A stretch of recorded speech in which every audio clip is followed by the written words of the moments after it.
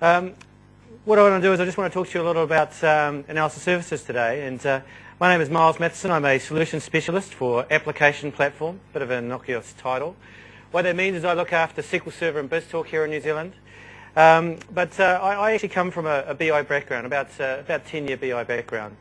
And I'm really honoured to talk to you about analysis services. It's one of my favourite technologies that I've had a chance to work with over the last 10 years. And I believe it provides some massive benefits to your business users and to yourself, in fact. So I'm sort of in a bit of a rock and a hard place. This session was billed as being Enriching the design of 2008 R2 analysis services. And I sort of looked at it, and I looked at all the other sessions, and I saw there was a whole lot of Power Pivot sessions. I saw there was a whole lot of SharePoint sessions. I saw there was some Office sessions. And I went, well, you know what? I could go really technical today. I could go and show you MDX for Africa. I could show you some really amazing stuff. But what I thought I'd do is I'd keep it at a 200 level session. And what that means is I'm going to take you through the analysis services engine in detail. I'm going to show you some key benefits of building analysis services models and utilizing those. And the one thing I want you to go away with today is some sort of aha moment where you go and say, you know what? I'm going to go back to my organisation, and I'm going to do that with analysis services. That's my goal today. Okay, so what are we going to look at? Well, I'm going to talk about this thing, the UDM. The UDM is a concept, and I'm going to take you through what that means. It may or may not come up later in the presentation, but I just want to talk about that. I also want to talk to you a little about where analysis services now fits with Power Pivot, because I think it's really important when we think about all the technologies that we're working with and where they sit. It's a good idea to sort of see what context that analysis services has. And then I'm going to go straight in to the UDM. I'm going to take you through how you can really enrich the design and utilize some really key features out of the box that are going to make your reporting experience for your business users exciting. And it's going to make it easier for your business users to be able to interact with data and report. And of course, if you stay right to the end, and I really wish you would, you'll actually get to be in the draw for an Xbox. Okay, so let's just get off by asking two things. How many of you have got analysis services today? Wow, okay. Maybe a better question is saying, how many of you are using analysis services today? Do you see that? You see the guys that said they've got it, the ones that are, and then they weren't the same guys that put their hands up.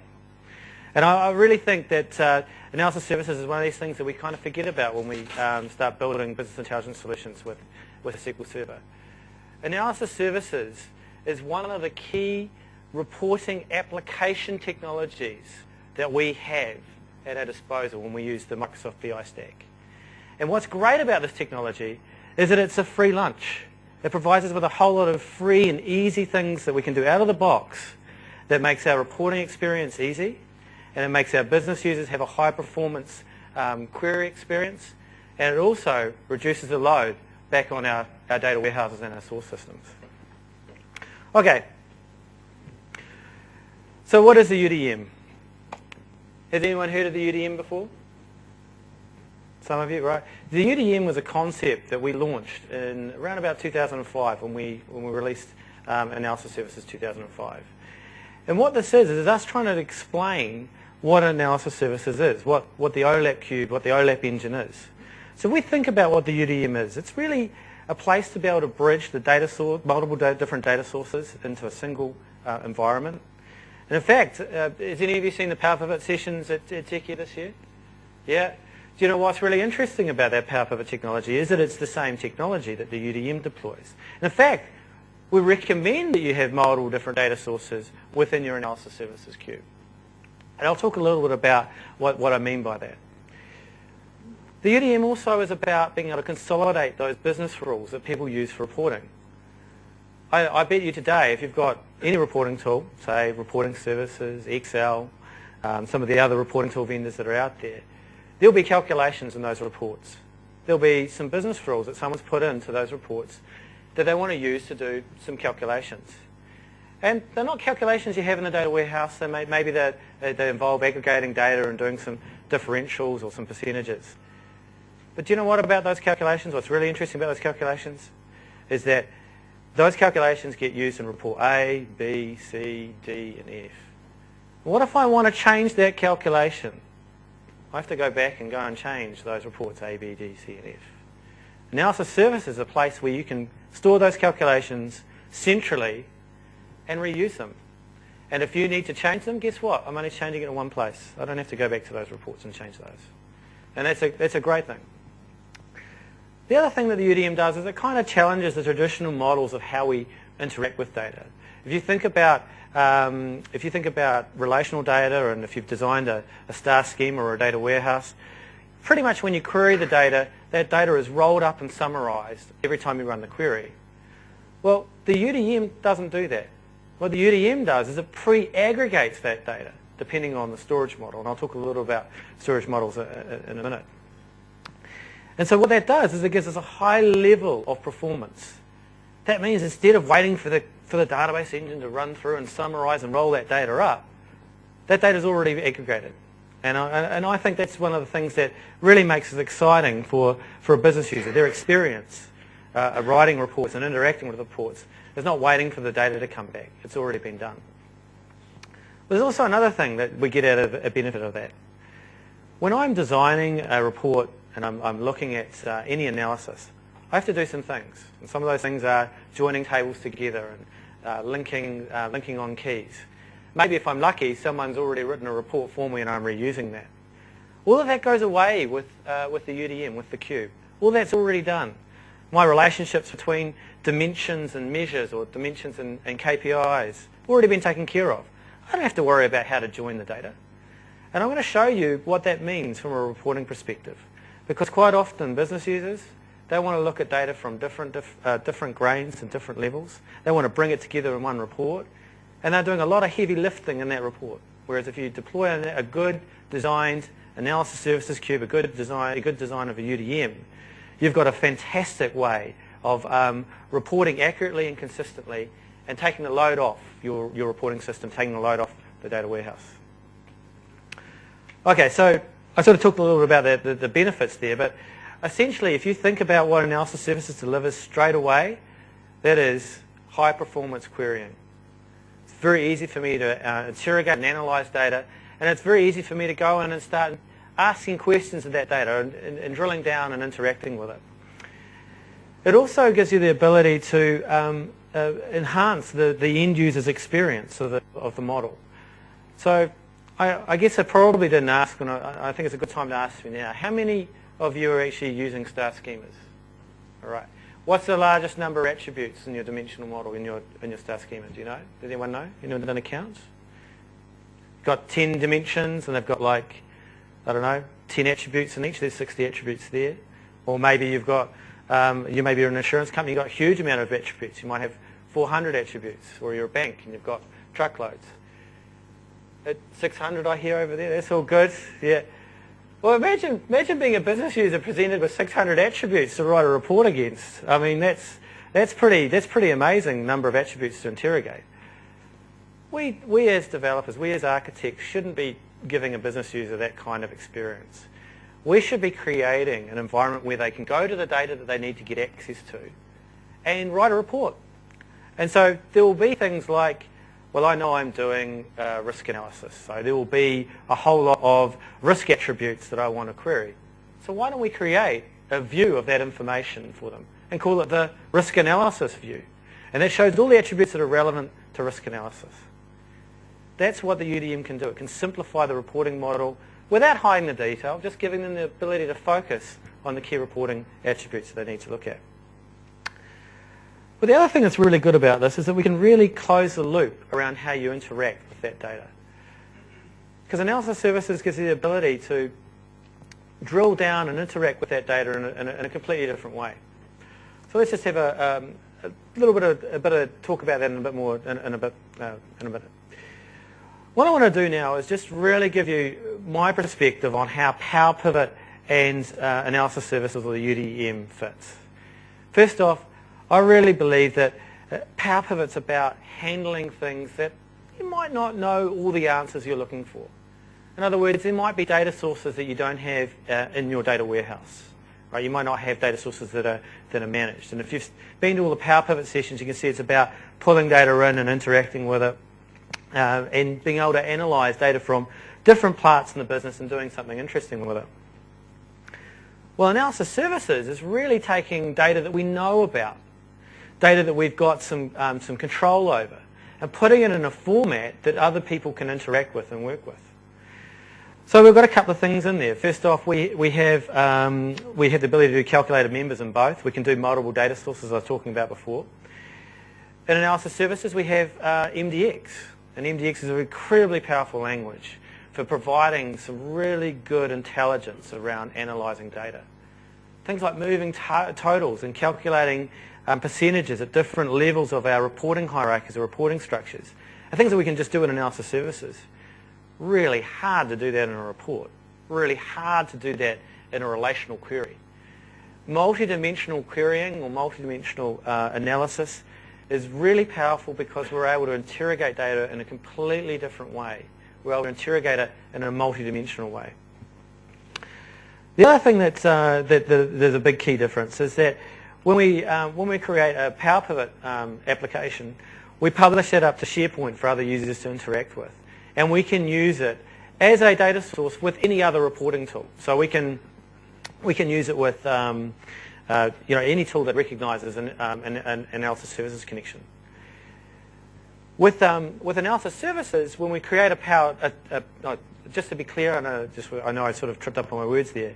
What I'm saying there is that you can actually take the URL location of a Power Pivot application and cut and paste that and put that into your reporting services report, or any tool that understands the analysis services OLADB provider. Okay. With analysis services, we don't publish to SharePoint. We publish to the analysis services server. Okay. So it's its own server. And it does some really interesting things. First thing it does, it basically puts everything in memory where it's available. It caches the data as much as it can. And it gives the ability for us to use that as a central data source for our reports and for analysis. So, those of you who are using analysis services, this is probably a slide that you're going to be well familiar with. But what I wanted to do, because it is a 200 level session, I wanted to just cover off what a dimensional cube is made up of. So the first thing is we have a dimension. And within a dimension, we have things called attributes. Now, attributes are things that we want to analyze data by. We want to roll that data up. What's great about attributes is that we can then put them into hierarchies. A great example is of a reporting hierarchy is the product hierarchy. You know, I've got product category, subcategory, and then I go down to the product. Financial systems have hierarchies as well around GL accounts. These are natural reporting hierarchies that users would use to roll up and interrogate data. A hierarchy has levels, which relate to the attribute, so an attribute belongs to a level. Now, what's interesting about this is that when we marry up the relationship between an attribute and a hierarchy level, we actually understand that we need to aggregate data by that level. We pre-calculate that within the cube. And that's how we get performance with analysis services, is these pre-aggregations.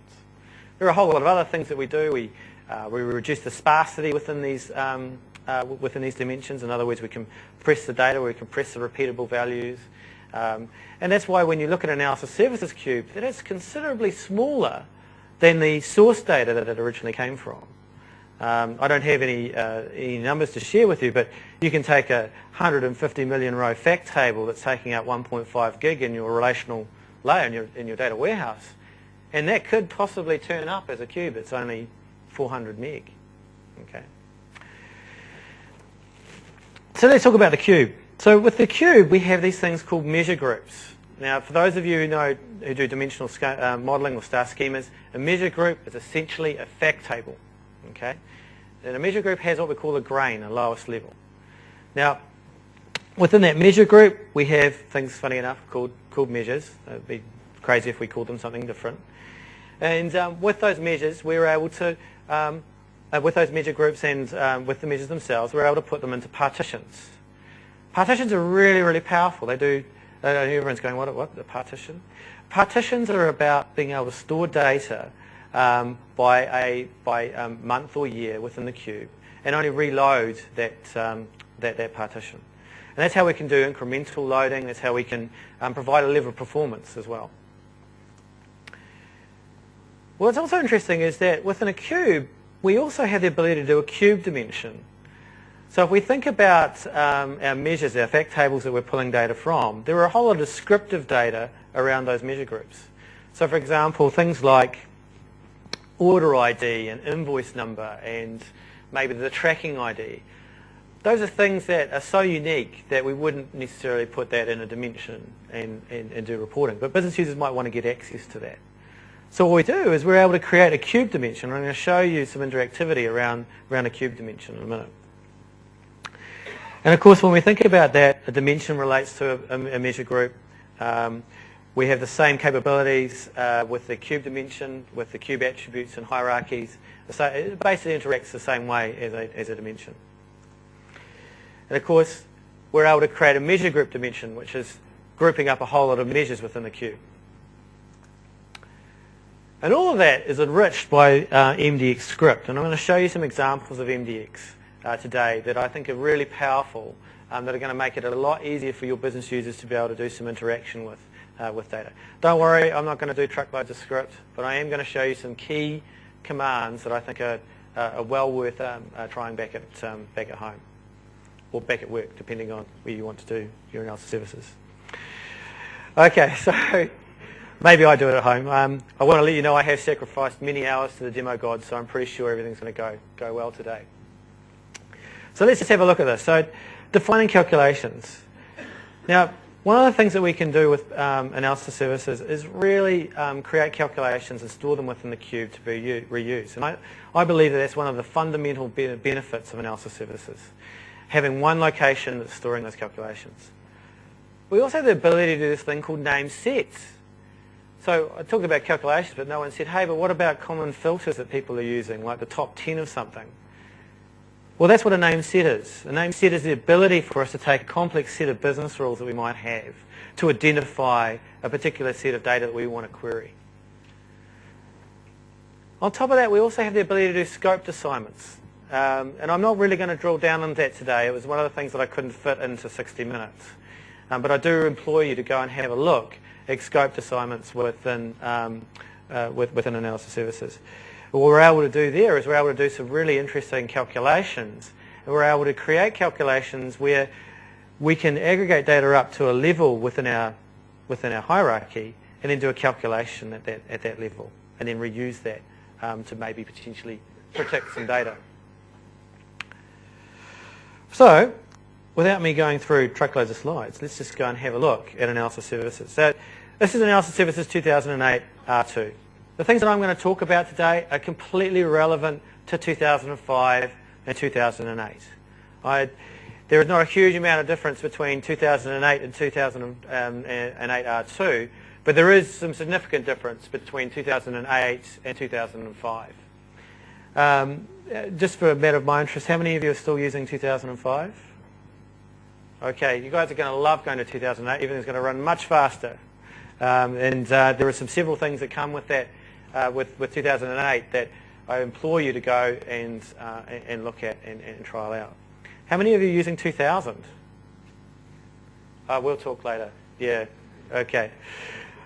Yeah, so the stuff that I'm going to show you today is going to go, wow, I didn't know cubes could do that. I'm going to want to go and do that. Okay, so what have I got here? Well, I've got a project open here up in BIDS, which is an analysis services project. And this is the common structure. For those of us who have got 2000, this is a completely new way of dealing with data. So we've got our data source connection. This is standard stuff. But what we are able to do with that data source connection is create a data source view. It looks pretty scary there, but what that data source view is doing is it's handling all the relationships between our attribute tables that we're using to form the cube and our measure groups. Now I'm going to say one thing. If anything's going to go wrong in cube design, if you're going to build something and something's going to go wrong in your design, you know where it's going to happen? It's going to happen in here. Okay. If you don't get those relationships right, then when you come and build your cube and you start interrogating it, you're not going to get the numbers that you didn't probably were expecting. Okay, so generally when I'm troubleshooting cubes, the first thing I do is I just go and check the DSV is right. Okay, the DSV is really powerful. I can just group up my tables here. I'll just hide this here and just show the tables that I'm creating for my particular measure group. This is sales quota facts, which is going to be interesting. We're going to do a little bit of work on this one today. You can see my key structure has been put in. In the DSV, you can see that I can associate primary keys when I'm importing tables. Now, analysis services is really smart. It identifies these when it imports them, and if it doesn't figure it out, you can set it manually. What you're also able to do is you're actually able to do another layer of extraction within the DSV, and that is creating a name set query. The named query. Now, what that means is that you can go and take some SQL, join some tables to create that attribute table that doesn't exist or that fact table that doesn't exist and put that in a DSV. There are some disadvantages with that. I strongly recommend that when you're building cubes, that you have your data source really sorted out really well. Because analysis services is about working with data that you're in full control with. Whereas Power Pivot, you're going to be bringing data from different data sources that you may not be in control with. Okay, so just remember that when you're dealing with it, if the relational model isn't quite the way you want it to be, maybe it's a good idea to go back to that relational model and do some work and get it right. Okay. In fact, there are some tools out there that are done by some partners here that actually help you do that quite well. Okay. Now I want to just take you through the cube design. So what we have here is we have our measure groups. You can see I've got sales quota facts. I've got my reseller facts. Now these two measure groups are at different domains. It's at different grains. They basically don't have the same shared dimensions necessarily. We have our dimensions down the bottom here, and I'm just going to take you through a dimension just to give you an idea after we've described hierarchies and so on. So what we can see here is again our data source view. Now what we're able to do here is drop and drag these attributes over to the designer down to the attributes pane, and use that to form our cube. And in the middle here, you can see my hierarchies. And it's very easy for me to knock up a hierarchy. I can just go right mouse click. I actually know what I might do is I might just drop in a category. And it starts building up my, my dimension hierarchy. Now you see this blue squiggly line that's just happened under there. Now this is a new feature that happened in 2008, different from 2005, is it actually recommends best practices when you're designing the cube. So in 2005, when we were building cubes, we didn't realize, well, some of us didn't realize that probably a good idea to actually enforce a relationship between the attributes and the hierarchy level in the designer. We actually get that performance improvement that I was talking about earlier on. So what Analysis Services 2008 and beyond does is it actually tells you, hey, you know what, there's an improvement you can do in here. And if I go and have a look in the attribute designer, we'll see that maybe I didn't pick the right one, but you can actually see that I don't have a direct relationship back to my my product attributes table. The reason why let me just drag that category in. Oh, hang on. Probably would be a good idea if I did a hierarchy with that did something that wasn't in a hierarchy. So what I might do is I might just drop size in there.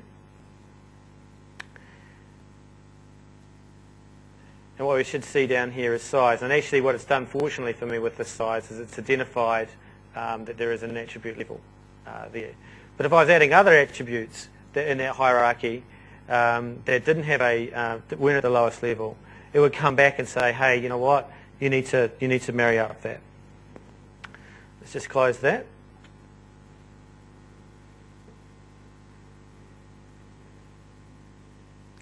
Okay, so what I want to do now is just talk to you about dimensional usage. So this is one of the things that's really powerful with analysis services. Who's familiar with conforming dimensions? Anyone heard of that? I'm expecting everyone that's doing analysis services to put their hand up, by the way.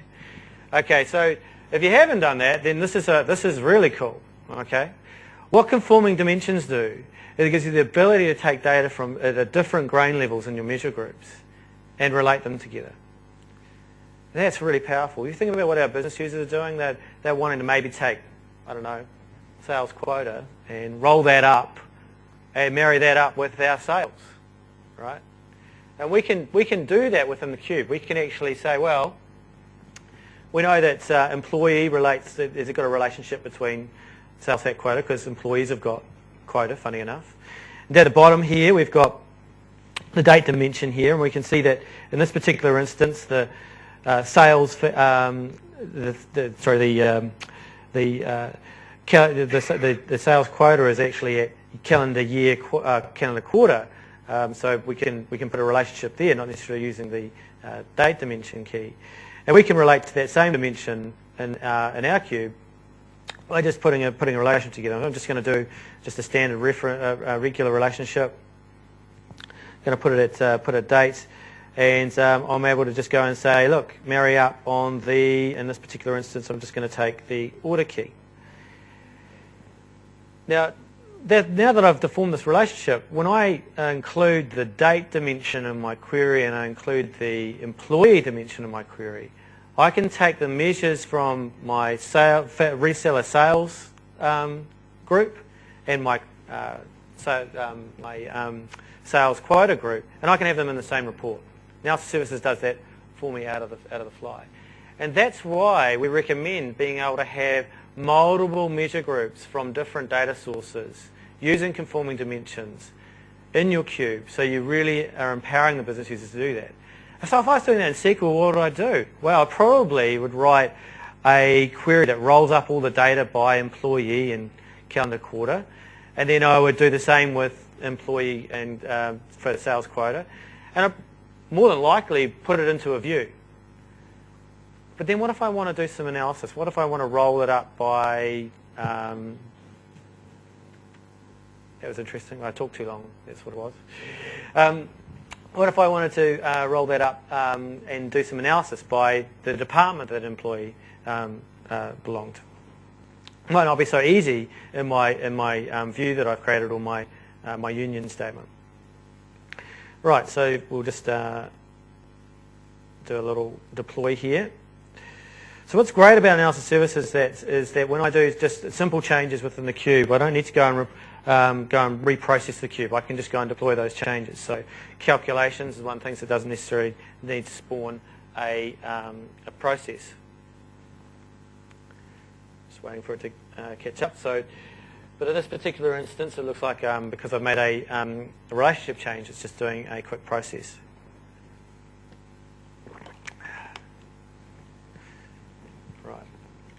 So that's successful.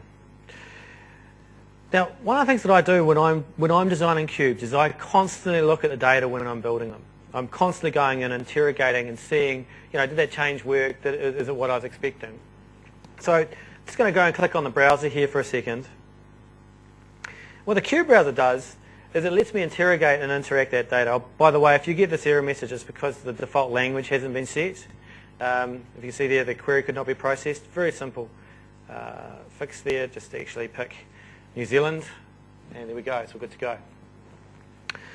So let me just take my date dimension here, for example, and you can see here that I have a hierarchy here. I've got some folders as well that will group stuff up. So remember those attributes, the guys that have got 600 attributes, I'd be recommending doing something like this. Building some folders that group up attributes into a relevant area. Okay, so if we look at this one, we can see I've got the fiscal attributes, and I'm just looking at my time. I just realised I need to move along quickly, so let me just drop that in there. And I'm going to drop in a couple of measures here. So the first thing I'm going to do is I'm just going to drop in the sales amount. Let's come back with a number. That's pretty cool. And I'm just going to drop a quota amount. Oops, sorry, it's something I've come back to later. A quota amount. You can see it's doing that really well, and it's actually breaking it down. The moment I do something where I include a dimension that is not within the cube, Let me just get rid of. So the moment I include a dimension that's not in the same grain as that sales fat quota, do you notice it's done something there? It's just rolled up quota to the highest level. And we can change its behavior in the cube designer. We can say, set it to 0 or something like that. But what's going on here is that analysis services can't tell you the breakdown of sales amount quota by a dimension that doesn't have a relationship. So I'm going to show you some techniques on how to handle that, and let's get into that. Right. All right, I was going to get into calculations, wasn't I? So let me just get in there. So let's just have a look at some calculations. So this is actually where I can do MDX script for creating my calculations. So I have a couple of ways of doing calculations. I can use the business intelligence wizard, which gives me an ability to create some aggregations and some year-to-date calculations, and I'll take you through all that. It's a good approach, but you know what it does? It creates a whole lot of statements that you can't really maintain very well. So if I want to do a year-to-date calculation in the wizard, for example, I'll just go and add time intelligence, and when I run through this wizard, it goes and builds up a whole lot of pre-code for me. But an easier way of doing this is actually just creating a calculation and doing it in MDX. Now, I do not profess to be an MDX guru, but I recommend reading MDX Solutions. There's a second edition out. It's a fantastic book, and it gives you, those of you who've already got it, doing the nodding head there hopefully, don't ask me any questions if you've already got that book. Now, this calculation is a year-to-date sales calculation. What I'm doing here is I'm picking a hierarchy. Now, I can do calculations against dimensional attributes as well if I need to. In this instance, I'm just picking the measure group. And what I'm able to do is I'm able to knit up a calculation. And this one, I'm just doing a summarization. And I'm using this new function called YTD, or year to date. And what I'm doing is I'm specifying, using my calendar hierarchy, the current member, so the member that's currently available in my query. And then I want to summarize my sales amount. So this gives me a moving target for my calculation, really handy. I'm also able to go in and format that string. Just want to note, all of those who are leaving are increasing the chances of you guys getting an Xbox. Just want to point that out. Right. There are a couple of other things that we can do with measures and calculations. One of the things that we can do is we can put it into a display folder. So I might just say, look, I want this to be in the foo folder. And now that's going to sit under reseller facts, and it's going to be in its own folder. I can also do exception highlighting. I can actually go through and change the colours of that attribute based on some conditions. I can also change the font. And that's another thing that's really powerful when you're using analysis services. Remember I said it's an application that you're working with, you're building? Well, setting things like the fonts and colours, those are common things that people are going off and doing reports. Why don't we just set that in one place and have a consistent format, be able to use a consistent font as well. Right. I'll just also knot up a calculation from scratch because I just want to show you how easy it is. So this one here, I'm just going to create a profit calculation.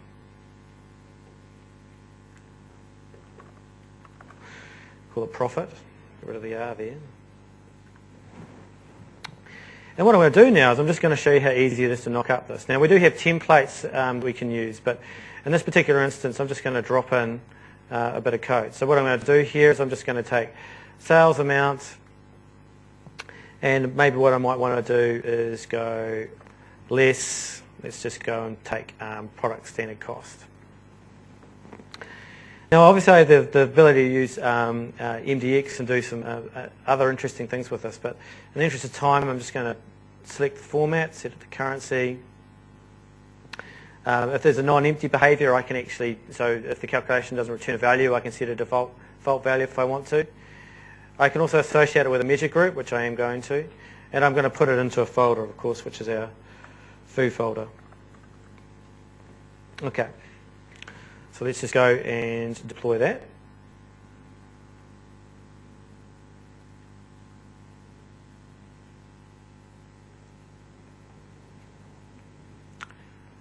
Won't take long. Okay. So that's creating calculations. But I also want to show you the ability to do name sets.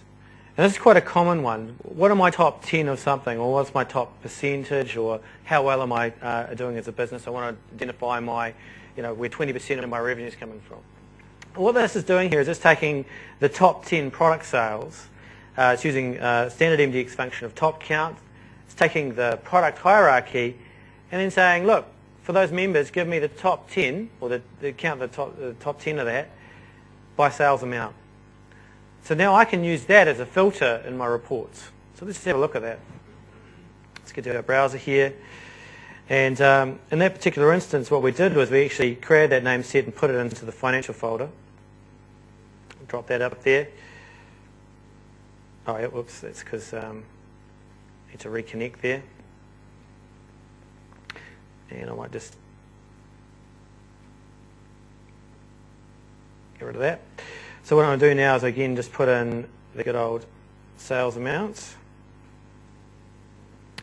And what I want to do now is I just want to put in my product hierarchy. So now what's going on is that when I actually run my query, it's already got that filter condition defined in the MDX. Now I can use in Excel 2010 and Excel 2007, I can use these name sets, and I'm able to really take some quite complicated calculations and filtering and just make it really easy for the business user to use. Right, let's get into looking at time. Let's just get into KPIs. Actually, no, yep. I'm going to show you some of these calculations working in Excel in a minute. So KPIs. Now, how many of you have been doing the performance point stuff? You guys been looking at that? There's a couple. Yep.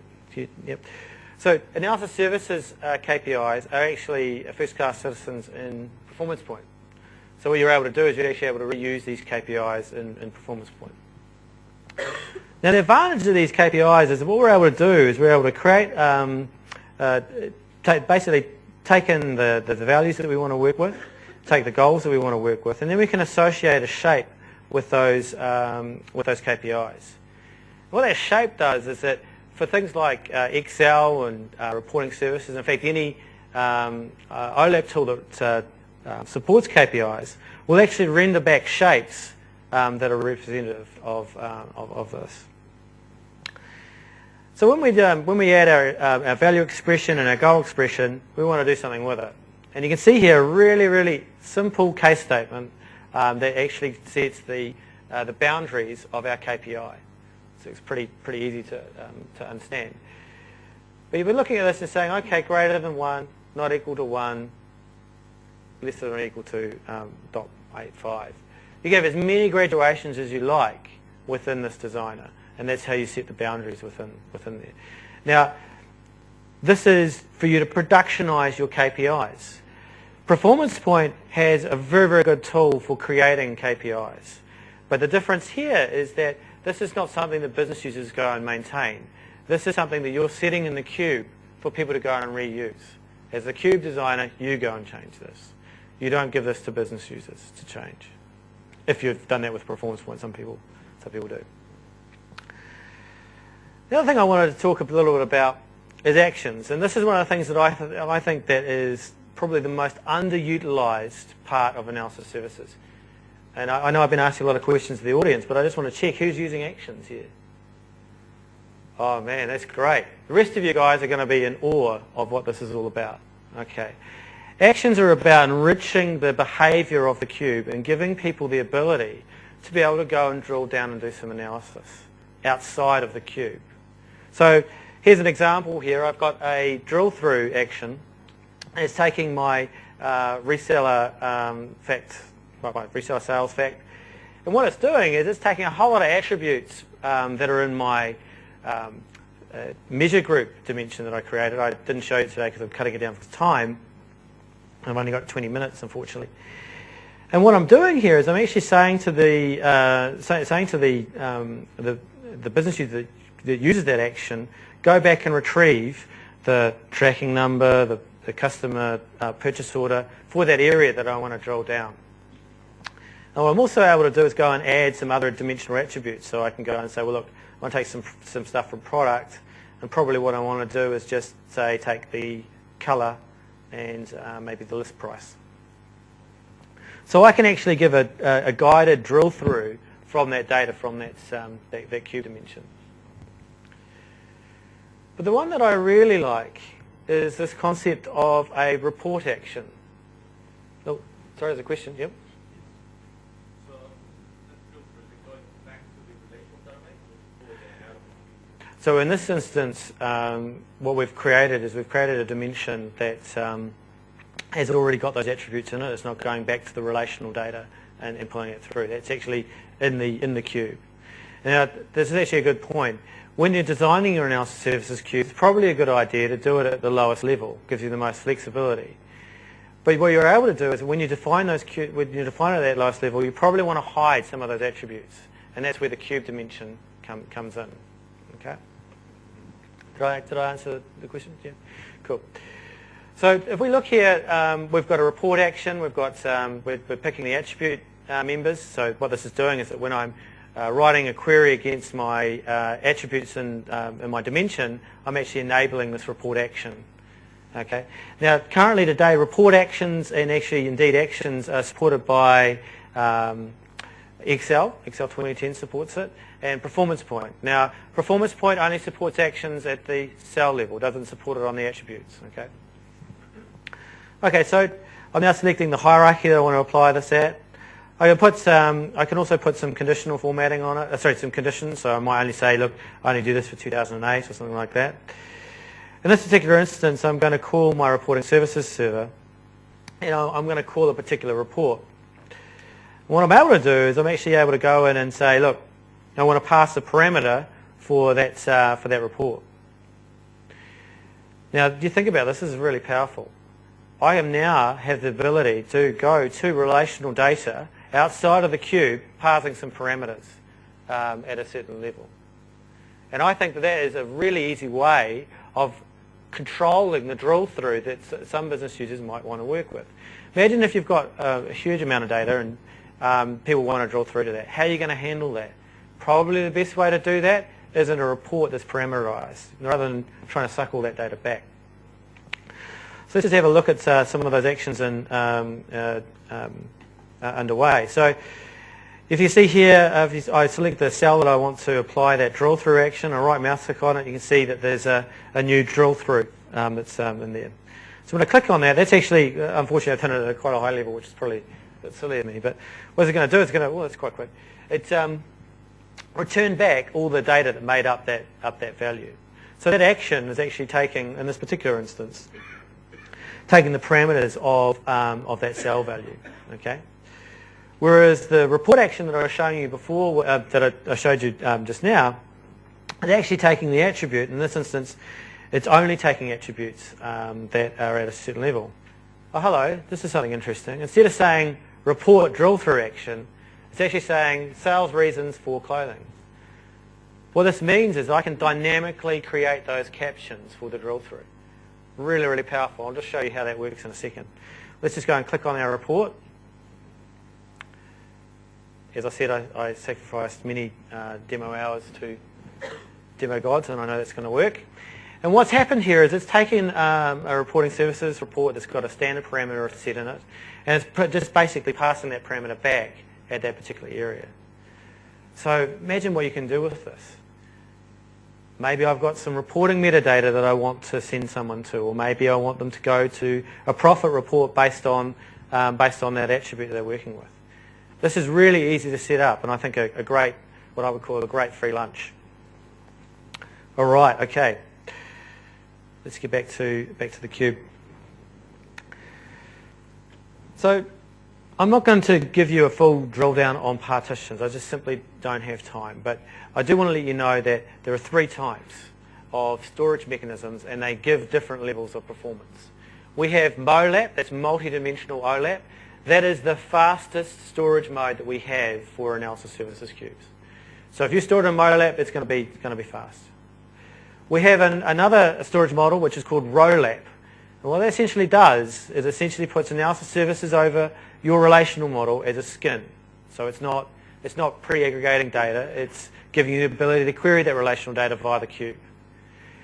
Now maybe those two models aren't what you necessarily need. Maybe you need something joint of that, a combination of that. And great news is we've got a solution. It's called HoLab, or hybrid OLab, which is, funny enough, a hybrid of MoLab and RoLab.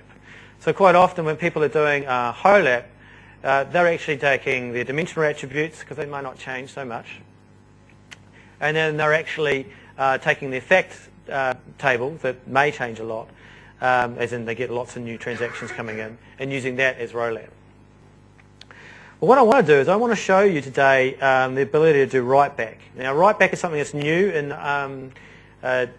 write-back is not new, but what is new is Excel 2010 now supports write-back.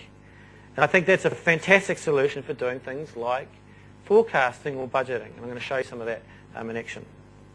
So I can pick the storage mode, I can give the name. In this particular instance, what it's doing is it's going back to AdventureWorks and storing the table in there. So I could have a different data source. Maybe I have a budgeting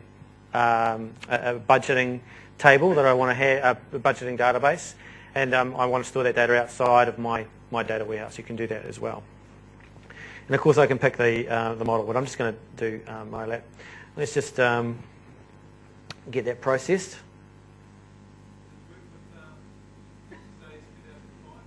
Does it work with SSIS 2005? It's a good question. In what respect? Okay, so what the write-back is doing is it's actually Excel 2010 is actually publishing it back to the relational table. So SSIS can take that table and consume it. And I'll show you that in a second. In fact, as in good all demos, you should actually be able to prove it. Before I get there, I just want to show you one other thing, which is perspectives. Now, perspectives is a way of actually giving that customized view. You remember how I was telling you about, you've got 600 attributes, and maybe you've got, 20 fact tables, 20 measure groups, and maybe they've got, 10 measures in each group. Probably don't want to have the supercube and just put the business user against that. Probably going to want to create distinct groups of analysis. The way to do that, and it's really, really easy, just create a new perspective. Now this is by the way, this is an Enterprise Edition only feature. Perspectives are only available in the Enterprise Edition of Analysis Services. And so what I'm able to do is I'm able to do some quite good things. I can say, look, I want to set the default measure for that. And in this particular instance, I'm going to take the sales quota, because I'm going to create a perspective just for that. And I can, so I'm going to take all of that from that measure group, and I'll take anything from resellers. I'm going to take everything except, so I'm going to only take employee and dates. And this is a way of actually making sure that the business user's got a perspective that they can interact with. And also I can get rid of my actions. I also get rid of all the other calculations that I created. So we'll just go in and do the good old deployment of that as well. How does it compare with roles? Okay, so the question has been, how does this compare with roles? And I was going to try and cut that one out. So role-based security gives us the ability for us to specify what data people have access to in the queue. So, standard roles of like, do I have access at all or no access? Do I have the ability to process? Do I not have the ability to process? But what we can also do in roles is we can actually use a dimension to define a view of data. In other words, if you've got an employee hierarchy and you say, look, Bob, you can only see data that's below, that relates to Bob. But Bob's manager can see Bob, Kate, and Mary. And we can specify that using dimensional security, using the roles to do that. So perspectives are not using roles. What they're doing is they're just giving the user a clean experience around the measures that they might want to interrogate. So in this particular instance, I probably just want to give it a name rather than just perspective. I might just call this sales quota.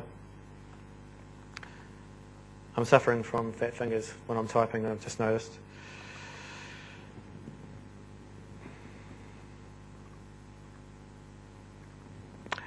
All right, and so that's going to be the name of it. So it was just, again, publish that.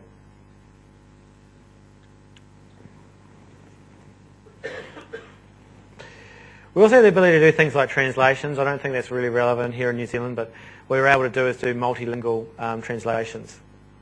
So what you're able to do is you're able to say, look, I can have the Spanish name for employee. We also are able to actually swap out physical member attribute data if you're storing bilingual data. Yes? We sort of deliver a standard queue as like a package something. Yeah. So if our customers want to have their own KPIs and actions and translations, Right, how do you deploy that stuff? Well, what you can do, you can create a project, obviously, and they will. You have to deploy the whole thing. I don't think you can create an XML script, XMLA script, for some of those features you talked about. Although that is what it's processing. If you don't mind, we'll probably take that one offline and come back to you and drill down on that a bit. But from memory, I don't think that's something you can just automatically put together. So we have to work through that. Okay. Now what I want to do, just because I am quite pressed for time, and obviously I've skipped a lot, I want to show you Excel 2010, and I want to show you some of this stuff in action. So the first thing I want to do here is I want to just make a connection to my cube. So I click on my data source tab. By the way, if you're not using Excel 2010 today, go down and download the trial, because this is, I think, one of the best tools for doing analysis against the cube now. They've put a huge amount of effort into making the experience, the business user experience for analysis services. It is really, really awesome. So let's just get into here. Let's go and take data from other sources, just an analysis services one. I'm just obviously going to go to the old local host, if I can spell local, and use my Windows authentication. You can see here I've got the VentureWorks cube. You can see there's a whole lot of cubes and perspectives, but I'm just going to go back to the one that we were working on. And you can see that I've got my main cube, and I've got my sales analysis cube perspective. So what I'm going to do is just going to show you some of the stuff in action. So let's just connect to that. Obviously I didn't delete the file prior. Let's get in there. And the first thing you're going to notice is that the ability to select my measure groups. So when I select my measure groups, what will happen is it's only going to show me the dimensions that relate to those measure groups. Wow, I mean, that's great. I'm not stuck with 22 dimensions. If I'm writing a query against sales quota, why don't I just have the dimensions that relate to that? I'm just going to do that against reseller sales for a minute. What I want to do here is I just want to show you the KPI functionality. So what I'm going to do is I'm just going to knit up a query against calendar, and that's my hierarchy there. And what I'm also going to do is now just go and pull in my KPI that we built earlier on.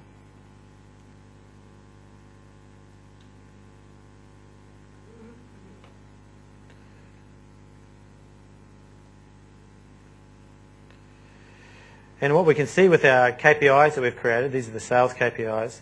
The sales target KPI basically has a whole lot of values here. We've got the actual value that makes up that KPI. We've got the goal, so what the target would be for that. We've got the status that's turning up, and you can see the Excel's instantly recognizing these. Because I kind of cheated in my trend, I just actually set it to 0, so it's not showing it's going up or down. So you think about this, I can set a whole lot of KPIs, and then I can reuse those KPIs in reporting services, and Performance Point, in Excel, and in any tool that recognizes KPIs from analysis services. Of course, by the way, I've got the ability now to do some drill through in action on that. So let me just get rid of these guys. And I think what I'll do now is I'll just do a real quick query against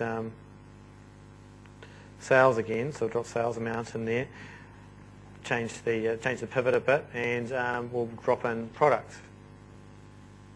We'll drop in product categories. And now I've got that same drill through action under additional actions. So now when I click on that, And this is an Excel, everybody, right? I haven't done any. It's a blank Excel workbook. Just going to click on that, and now it's going off and calling my reporting services report that I had created earlier. So, as I said, Excel 2010 supports those actions. Okay, I know you guys are all going to hang around for the Xbox draw, so I'm going to take another 5 minutes and show you right back, because I believe that it's something that is really going to save people a lot of pain. So let's get back in here, and we'll just get rid of everything again. And what I'm going to do now is I'm just going to pick sales quota again. And what I'll do is I'll drop in the good old employee department. And what I'm now going to do is I'm just going to take my sales quota and drop that in. Okay, so that's not terribly interesting, but what if I want to see that by the calendar year? So we're going to drop that hierarchy in. And okay, that's good, but the forecasting's kind of stopped at 2008. The reason why it's done that is it's actually hiding the members that aren't that are blank. Let me just get into blank behaviour. It was there. Oh, yep, good stuff. Oh, yay! Excellent. I've only got one Xbox. So what I want to do here is I just want to go down and get back to done a great job of messing up my my query here. So what I'll do now is I'm just going to drill down on 2010 under sales. So we get down the bottom there, and you can see that there are some blank values in here. And what I can do is what I should do now is just go down to my first half there, keep going. It's gone down to the quarter. Now what I want to do, in fact, what I might do is actually just tidy this query up a little bit to demonstrate it, and get in there and just do a filter. And that's the other thing, is that I can just, this is one of the great things, I don't know if you saw any of the Excel ones, but you see how I just typed sales and it's just navigated the hierarchy for me and it's just pulled up that value. That's a big time saver for me, only in Excel 2010. So let's just pick that, so that's just going to show us sales now. And it's showing us the roles that make that up. Now, what I want to do here is I want to be able to specify some values and so on. And before I go off and do that, because I want to prove that this is working, I'm just going to go down the bottom here. Sorry, I had some problems with resolutions today. I'm just going to quickly just jump into Management Studio, and I want to show you that table where it is. I'll show you what happens when I populate those values. Okay, so just going and connecting to my relational engine, of course. Well, it's going to be exciting. I'm hoping for a clap at the end of this. Right, so what we're going to do now is just go to the AdventureWorks data warehouse. That's where I've put my table, and you can see there's my table here. So what I'm going to do is I'm just going to do the good old select.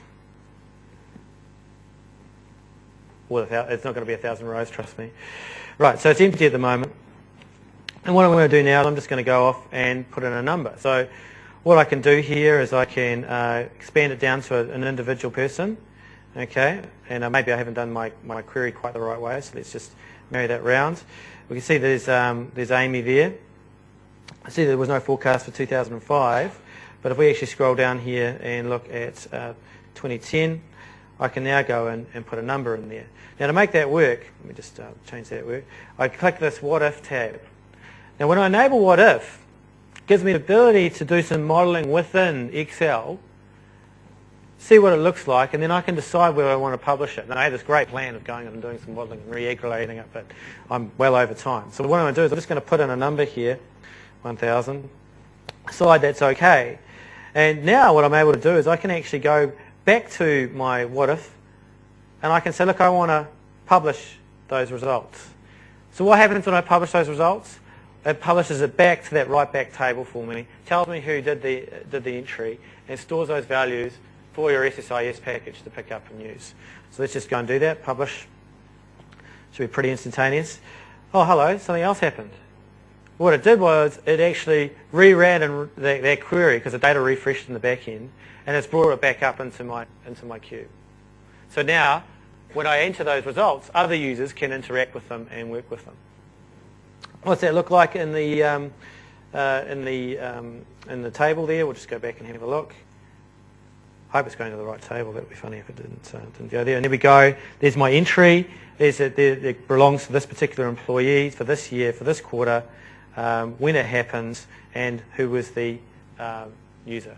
And I think that's one of the powerful tools. Yes. Absolutely. No, so what's happened here is that when I created that write back table, that's using the row-lat storage model, and it's actually basically going directly back into that table. So it doesn't need to reprocess the queue because...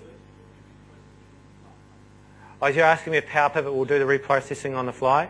Yes, it will, but it's a completely different method. What you're doing there is using a linked table in Excel to get that to work. That's different from what I'm showing you here. What I'm showing you here is the ability to do, I'm just going to say some quota forecasting, directly store that back in a relational layer for you to use. Okay, I've got truckloads of slides in here that will talk about some of these things in more details. But what I do want to do is I want to direct you to the SQL Cat website. So you go to sqlcat.com. These are all links. So go and download my deck. You can actually go in and basically click on those links and interact with them. I'll put in a whole lot of training videos as well that I think are quite relevant around some of the more deep dive sessions. Last thing I want to do is say, now, I know this is the last session, and if you've missed these sessions, don't worry. Everything that we have shown you today is being recorded. So every session at TechEd's been recorded. You can go to TechEd online and you can revisit those sessions. So I've put in all the BI sessions in here. I implore you to go back and have a look. Go and check Donald Farmer's ones if you've missed them. And you will see some other ones around Performance Point and reporting services. So with that, I think we've got the Xbox giveaway. Okay, and I thought long and hard about how to do this. So I'm actually going to ask a general question, and then I'm going to ask two hard questions. Okay, so what does the UDM stand for? Oh, it's too quick. It's too quick. I might have been a bit of a giveaway. Okay, what are the two features from my session today that you're going to go and use? Well, I'm definitely going to go and use partitioning. Yeah. We don't have the expression system, so